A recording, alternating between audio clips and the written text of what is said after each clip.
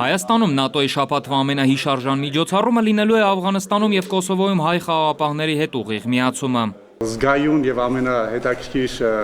միջոցառումներից մեկը դա հերոստակամուրջն է, որը ավանդաբար մենք կազմակերպում ենք հայ խաղաղապահների եւ նրանց ընտանիքների համար։ Խաղաղապահների հետ բարեկամներն ուղիղ կապ կհաստատեն նոյեմբերի 15-ին։ Մինչև այդ Հայաստանում Գերմանիայի դեսպանը ընդգծում է, մեր երկրում ՆԱՏՕ-ի հետ հարաբերությունները լավ չեն ընկալում։ ՆԱՏՕ-ի շաբաթը առաջին հերթին տեղեկացման համար է։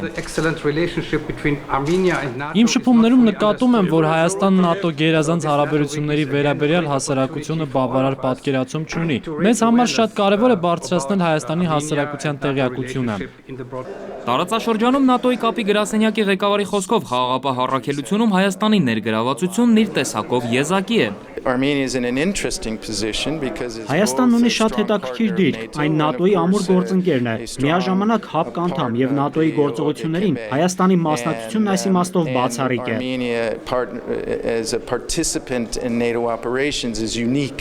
ՆԱՏՕ-ի ներկայացուցչի խոսքով Հայաստանը ՆԱՏՕ-ի հետ գործակցում է երկկողմ ձևաչափով եւ Ռուսաստանի հետ դաշինքի լարված հարաբերությունները դրա վրա ազդել չեն կարող։ Այլ հարց է, որքանով է Հայաստանն ի վիճակի դառնալ մեծ խնդիրները կարգավորող հարթակ։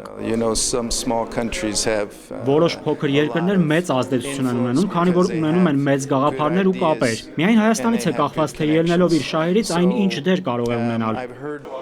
ՆԱՏՕ-ի շաբաթվա շրջանակում կկայանա այցելություն խաղաղապահ բրիգադ, աշխատաժողով կգումարվի կիբերանվտանգության թեմայով եւ գիտություն հանուն անվտանգության խորագրով հանդիպում կկազմակերպվի ակադեմիական հանրության հետ։ Դավիթ Սարգսյան, Նարեկ Գալստյան, ժամը լրատվական։